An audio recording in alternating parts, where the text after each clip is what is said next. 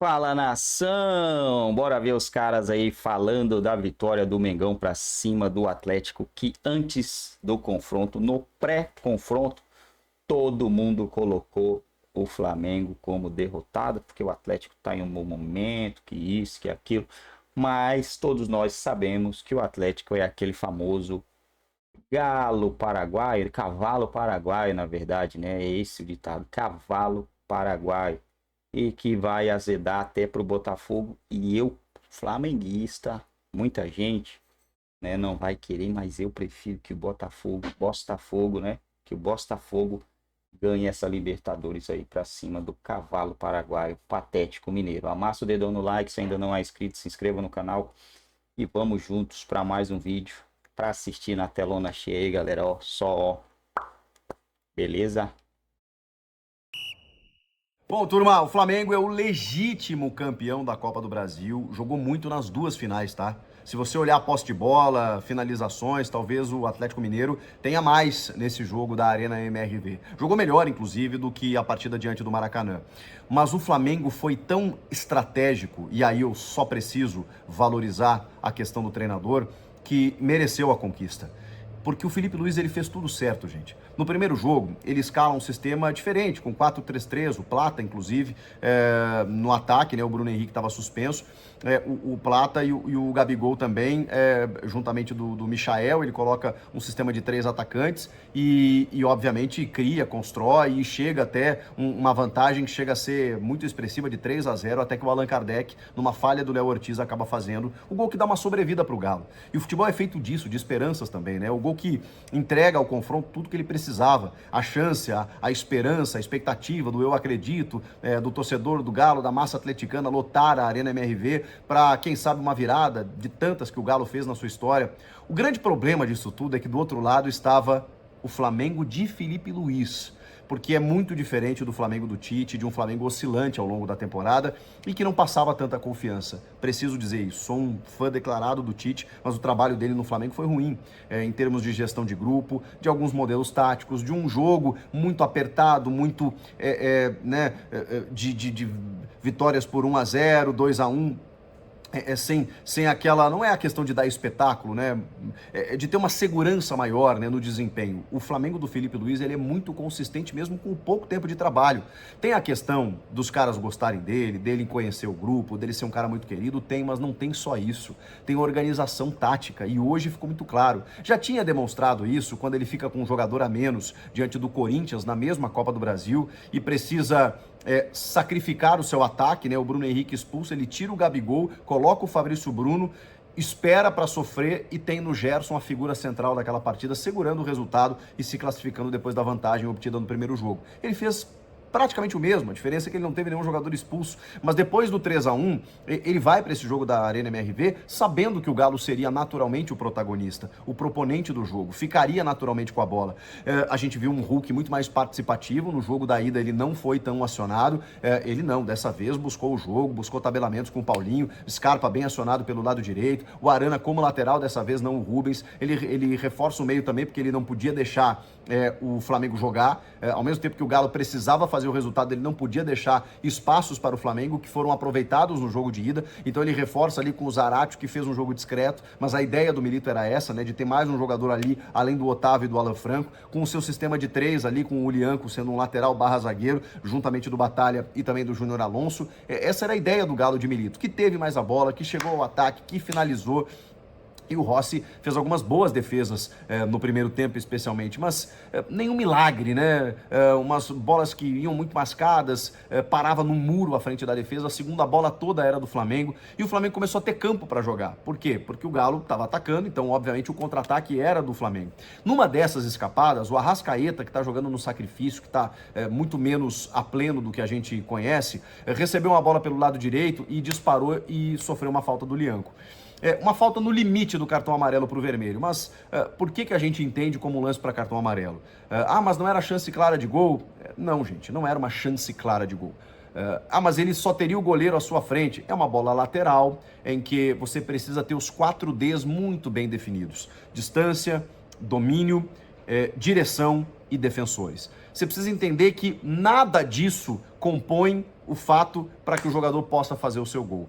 E a gente pode até ficar pensando, não, mas será que o defensor chegaria? Mas será que ele não teria o domínio da bola se ele não fosse avalroado? Será que ele não conseguiria? É muito será, entende? Tem que ser algo muito claro e característico, como, por exemplo, a expulsão do Saravia no finalzinho do jogo, em que ele para o Bruno Henrique na entrada da área. Ali realmente o Bruno Henrique toma frente, faria o gol, ficaria cara a cara com o Everson, não dá pra dizer que faria o gol, porque o Everson fez um jogo absurdo, pegou tudo ou quase tudo, então ali é um lance para cartão vermelho. Ali você tem domínio, direção, proximidade, tem tudo, né? Tem a chance clara de gol. No lance do Arrasca não. Mas ao mesmo tempo que o Michael não fez um jogo tecnicamente brilhante em termos de corredor, de velocidade, 1 contra 1 e tal, fez um jogo tático importante. Ele recompôs muito, ele cercou, ele impediu muitos avanços do Galo. E o Flamengo também marcava alto, né? Teve um erro na saída de bola do Everson ali que quase custou caro. Era um Flamengo que marcava alto, quando o Galo vinha, ele rapidamente recompunha, tinha todo o seu sistema em 2 linhas de 4 e o Galo tinha muita dificuldade. Forçava muitas vezes um passe entre linhas para tentar chegar na cara do goleiro, não conseguia, a bola às vezes espirrava e tudo mais. As finalizações foram acontecendo, o Hulk, como eu falei, bem participativo, mas não estava conseguindo chegar. E um gol no primeiro tempo mudaria tudo. Apesar da boa estratégia do Flamengo, um gol ali no primeiro tempo botaria fogo no jogo. Estaria um gol de uma decisão por pênalti, o Flamengo ia ter que sair mais para o jogo. E aí chega no segundo tempo, o que o Felipe Luiz faz? Ele começa a corrigir algumas coisas, como por exemplo, tirar o Gabigol, que é um cara sempre decisivo, um cara que já fez 2 gols no jogo da ida, poderia resolver, mas ao mesmo tempo o jogo não estava para o Gabigol. E começou a estar para Bruno Henrique, que tem a velocidade, que tem o 1 contra 1 e que tem o campo aberto para poder jogar na medida em que o Galo atacava cada vez mais. O Milito começou a mexer no seu time, colocar mais homens de frente ainda, botou o Allan Kardec, por exemplo, por quê? Porque aí o Galo começou a abusar das chances de cruzamentos, bolas aéreas e tudo mais, porque a defesa do Flamengo estava levando vantagem em tudo e continuou levando. A defesa do Flamengo fez um jogo absurdo, fantástico, espetacular. E isso é mérito do Felipe Luiz, que fixa o Léo Ortiz, que jogava como volante com o Tite, na defesa ao lado do Léo Pereira. O Fabrício Bruno é reserva, mas entrou no segundo tempo também para ser mais um cara ali, exatamente porque o Galo estava pesando a área e aí você precisa se defender. O Wesley fez um partidaço também pelo lado direito. Na esquerda, o Alexandro, muitas vezes, a lá Felipe Luiz, caía por dentro, né, para ser uma jogada de combinação, mas defensivamente, a gente sabe, estava jogando até de zagueiro na Europa, na Juve aí recentemente, então defensivamente ele é muito bom jogador. Ele reforçou o meio com o Eric Pulgar e o Everton Araújo. O menino Everton Araújo fez um grande jogo, um muro na frente da defesa e deu liberdade para o Gerson em algum momento ter essa bola para construir e ligar contra-ataque. Essa era a estratégia do Felipe Luiz e deu muito certo. Porque no segundo tempo, o Flamengo empilhou chances. E o Everson talvez tenha feito o jogo da sua vida, mas não conseguiu segurar todas, né? Ele pegou, assim, Michael perdeu o gol. Foi um festival, assim, de defesas espetaculares que o Everson fez, impedindo gols do Flamengo, que naquele momento, obviamente, acabava com qualquer chance do Galo reverter. Já tinha que fazer 2, imagina tomar um gol aquela hora. Pois tomou aos 37, quando aí Gonçalo Plata já está em campo, justamente para fazer, junto com Bruno Henrique, essa escapada nos contra-ataques. E aí é o Bruno Henrique que pega uma bola pela esquerda e lança o Gonçalo Plata. O Plata ainda consegue dar uma caneta, limpar o marcador, chega na frente do Everson e chutou da maneira em que o Everson não pegaria aquela bola. Foi a maneira com que o Plata entendeu que poderia vencer o goleiro do Galo. Um toquinho por cobertura para decidir o confronto e o título para o rubro-negro. Mas tem um grande detalhe sobre esse jogo, sobre esse gol, sobre esse lance. Antes dessa bola chegar no Bruno Henrique, é um ataque do Galo. O Galo está empilhando escanteios ali, tentando chegar e tudo mais, e a bola sobra para o Allan Kardec na linha da pequena área, a centímetros do gol. Bastava ele empurrar a bola para o fundo da rede e a bola passa por baixo da sua perna. Ele fura em bola. Ele fura um centroavante, no que seria um gol do Atlético aos 37 do segundo, 36, bom, ali o final do jogo ia ser eletrizante. Só que o Allan Kardec fura, bota as mãos na cabeça, como quem diz, como eu perdi esse gol, na sequência saiu o gol do Flamengo. que decreta o título. Então, são as lições que o futebol ensina, né? A qualidade de um lado, a eficácia do outro, a falta de efetividade, né, de um lado, um jogador que não conseguiu fazer aquilo que ele entrou para fazer e os outros que entraram para fazer justamente aquilo que fizeram acabaram fazendo a diferença, né? Com o perdão da redundância, mas acho que vocês me entenderam. O Filipe Luís, ele foi certeiro em tudo, na escalação, na maneira tática como o seu sistema defensivo se portou, na maneira correta e certeira com que ele faz as suas trocas no momento exato do jogo, porque mais do que escalar bem, ter o grupo na mão, conseguir a confiança dos atletas, o Filipe Luís tem uma leitura do que está acontecendo no jogo naquele momento que é absolutamente impecável, porque ele viu o que o jogo pedia e ele entregou aquilo que o jogo pedia e com isso ele saiu vencedor, não só do título do confronto, mas também nessa partida específica. O Flamengo venceu o jogo, o Flamengo venceu os 2 jogos, o Flamengo dominou o seu adversário de maneiras distintas. No primeiro jogo foi muito proponente, muito protagonista, muito dono de si das ações. No segundo, cozinhou o Galo, com o perdão da expressão, no sentido de amarrar o Atlético, de amarrar o adversário, de permitir-se sofrer, mas ao mesmo tempo sem oferecer grandes chances claras ao adversário. Obviamente a bola chegou ao gol do Flamengo em alguns momentos. Isso estava dentro de um risco planejado, calculado. O Rossi fez as suas defesas, fez uma cera aqui e ali, mas o muro rubro-negro à frente da área dificultou muito as ações do Atlético. E pelo contrário, o Flamengo, quando tinha a bola, sempre muito perigoso desde o primeiro tempo, especialmente na segunda etapa. Um Flamengo muito merecedor, que teve no Gerson como uma figura significativa, mas teve também nos seus zagueiros assim uma postura fantástica, nos seus volantes e teve ainda o escape, né, dos 2 jogadores na reta final. É difícil tirar um destaque do Flamengo dessa final, né, pode ser o Plata que fez o gol que confirmou o título, o Bruno Henrique entrou muito bem, mas o Filipe Luís ele é o magnânimo em termos de decisões e interferência tática na partida. É um Flamengo legítimo campeão por essas 2 finais. E renasce na temporada, conquista um grande título de uma expectativa que foi criada lá atrás, mas que chegou em determinado momento do ano já não existia mais, exatamente por conta de tudo que aconteceu sob o comando do Tite. Houve a troca no comando técnico e ela surtiu resultado, surtiu efeito. O Flamengo é campeão. Ao Galo, restou a final da Libertadores, em que é um jogo único, não dá pra gente, de verdade, né? O Botafogo joga mais que o Galo, o Galo vai se abater por esse título? Não... Acho que ele vai continuar um trabalho lá. Aí agora pensar em reposição, o Gabigol saiu, vem quem e tal. Esse trabalho vai continuar, o clube vai continuar com dinheiro para ter contratações, para investir. A arrecadação é muito grande. Gasta-se muito? Gasta-se, claro. Tem uma folha salarial enorme, etc. Mas tem muito dinheiro entrando, né? Estamos falando do Flamengo, a maior torcida do Brasil, entra muito dinheiro. Então, acredito, obviamente, na permanência dele. E aí, sim, agora é que ele vai poder dar os pitacos lá, falar, ó, aqui eu quero fulano, ali eu gosto daqui, vamos reforçar ali e tal. Então, acho que ele vai fazer um trabalho... A tendência é ter um trabalho melhor para o ano que vem, aí com mais ainda o dedo dele, claro, inclusive nas escolhas de jogadores, o que não aconteceu esse ano, porque ele já pegou pronto, né? Não sei se ele vai... Se é o primeiro passo, agora, como vamos repor o Gabigol? Não precisamos porque temos o Pedro, mas o Pedro é só no meio do ano. Então, precisa se imaginar se esse primeiro semestre procura-se uma alternativa, porque ele já tem um baita atacante, que é o Pedro, né? Mas o Pedro ainda precisa de uns 6 meses aí, tomara até que ele vá para Mundial, enfim. A perspectiva é de um Pedro não atuando no primeiro semestre. O elenco já é maravilhoso, já é muito bom. O técnico está fechado com os caras agora. E ele soube se impor, né? Porque a gente pensa que é fácil, a gente vê exemplos do Andrade, Carpegiani, tem aquela relação de amizade, eles jogaram juntos, etc. Não, ele chegou lá, ó, agora tem gente que não vai gostar, tem gente que não vai gostar do que vai ouvir, etc., mas agora eu sou técnico, e ele já tinha essa moral. Então, assim, muito bom. Não sei o que o Flamengo vai imaginar agora desse restante de Campeonato Brasileiro, né? Acabamos de citar aí um jogo agora, que é no meio de data FIFA também e tal. O objetivo já foi alcançado, de classificação, para o que interessava no ano que vem. Terminar de forma honrosa, vamos dizer assim, ou talvez o Felipe aproveite agora para usar mais meninos, né? Para dar uma aquecida, até para avaliar melhor este elenco, que é ótimo, mas algumas peças que têm tido poucas oportunidades, de repente ele vai querer avaliar para, na hora de sentar com a diretoria, falar, ó, esse menino pode vender, esse aqui não, fica com esse que eu quero. Também tem aquela coisa de posicionamento de tabela, né? Ganha um pouquinho a mais ali, um pouquinho a mais ali.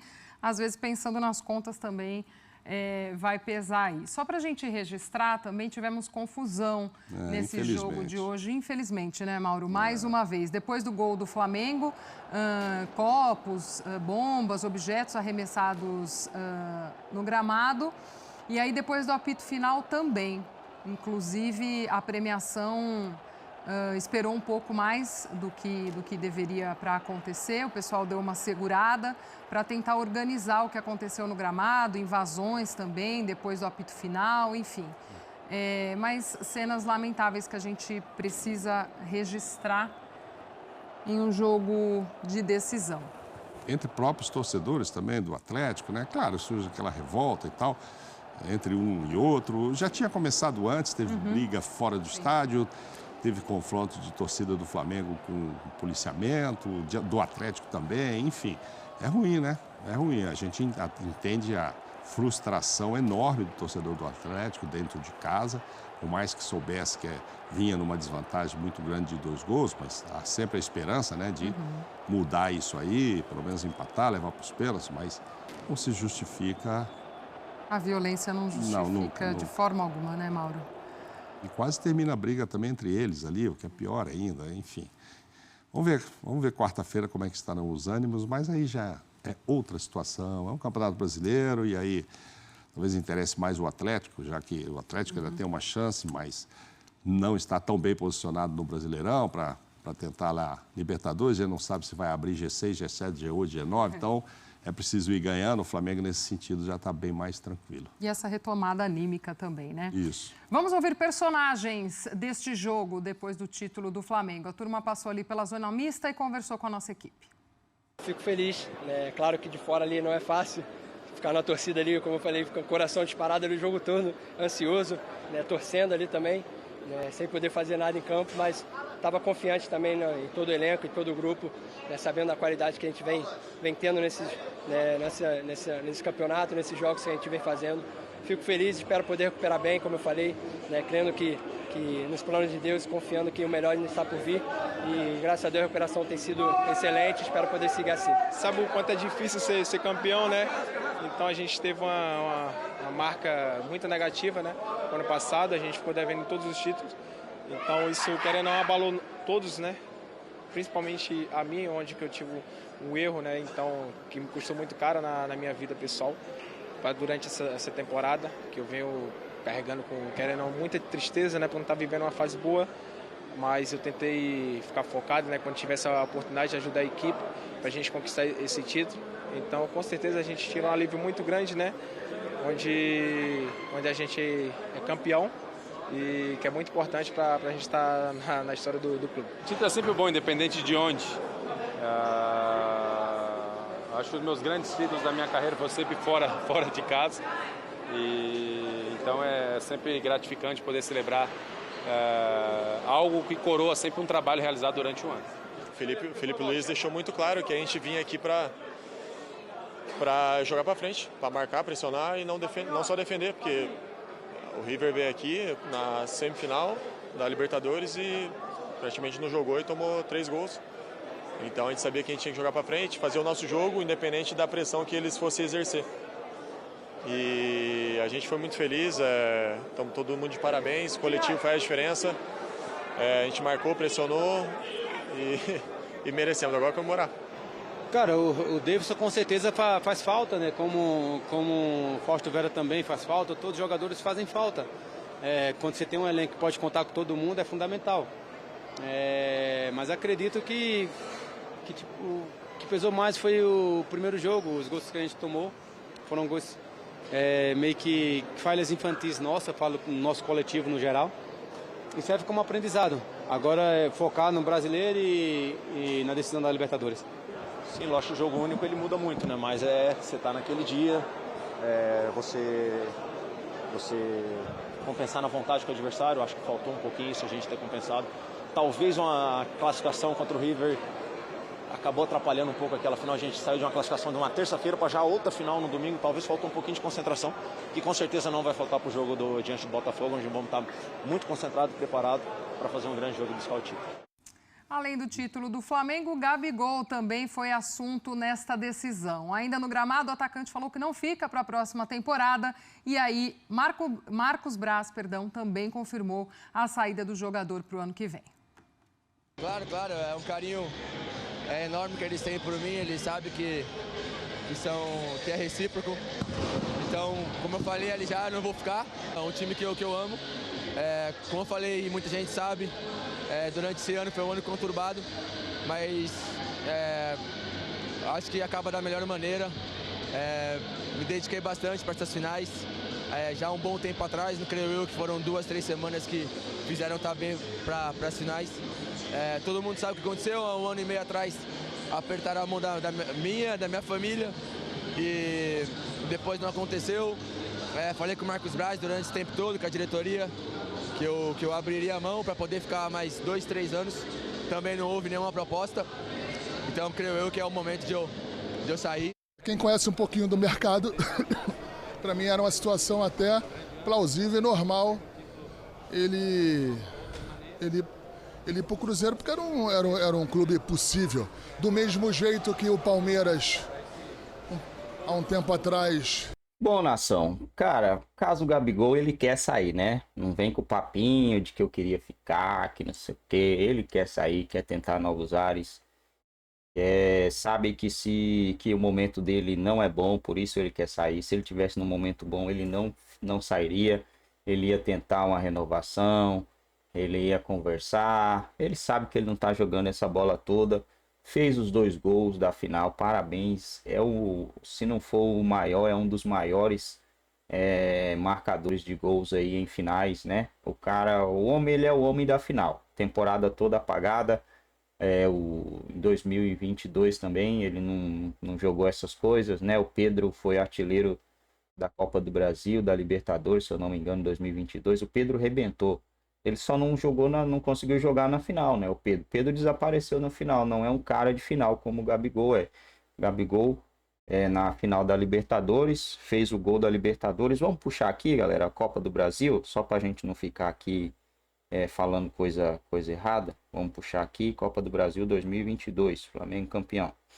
Vou pegar aqui os gols, vamos pegar aqui na final, né? Final, foi nos pênaltis na final, né? Quem fez o gol do Flamengo foi o Pedro. Pedro fez o gol do Flamengo na final da Copa do Brasil contra o Corinthians. Vamos ver quem fez gol aqui contra o São Paulo, na casa do São Paulo. Aquele jogo foi muito massa. João Gomes arrebentou, né? Gabigol fez um gol. João Gomes fez um golaço e o Everton Cebolinha fez também um golaço. E no Maracanã o Flamengo ganhou de 1-0, gol de Arrasca. Contra o Patético Paranaense, né? O Pedro fez um golaço. Era para ter matado o jogo no primeiro jogo. E o Flamengo pegou o Atlético Mineiro. A parada do... Eles vão ver lá, né? Realmente, o Gabigol foi meio que fundamental, sim, no ano 2022, né? Fez um gol, né? O Gabigol fez um gol na Copa do Brasil. Vamos ver aqui. Flamengo e Altos. Esse jogo aqui não dá nem para contar quem fez gol, né? Meio sem vergonha isso. Mas quem fez gol foi o Pedro. Agora vamos ver aqui a Libertadores. Libertadores, o Pedro foi decisivo também, né? O Gabigol foi decisivo na final, mas já não vinha de uma temporada brilhante, não. Fez um gol na Copa do Brasil, um gol contra São Paulo, né? Gol contra São Paulo. É isso aí, o Pedro fez o gol na final contra o Corinthians. O Pedro foi decisivo na final. Acho que a única final que o Gabriel não marcou gol foi a final contra o Corinthians, né? Final de 2022. São 17 finais e 16 gols marcados, se eu não me engano.